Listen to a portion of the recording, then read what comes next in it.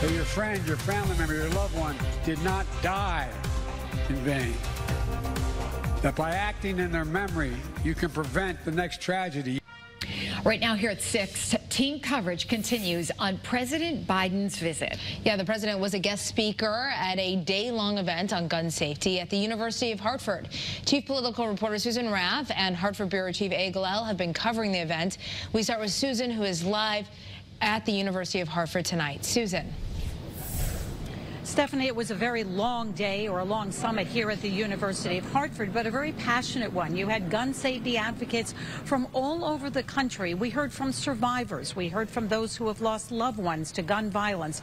And all of those who filled the auditorium here today agree with the president that their voices are being heard, but there's more work to do.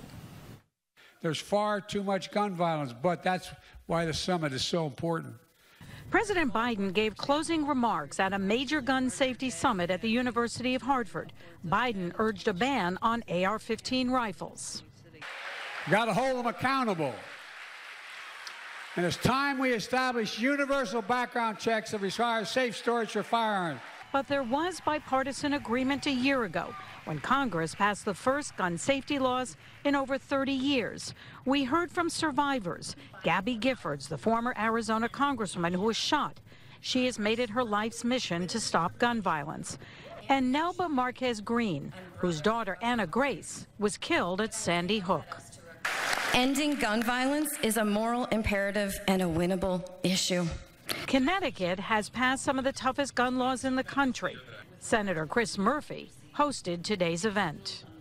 We have brought together today the entirety of the anti-gun violence movement, and that in and of itself is a big deal.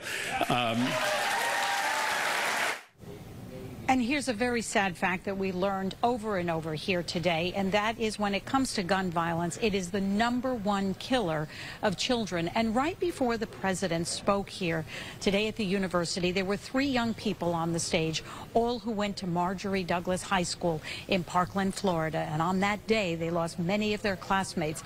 And some believe it will be the young people whose voices will be the loudest and bring about change. We are live tonight at the University of Hartford. Susan Raff, Channel 3 Eyewitness News.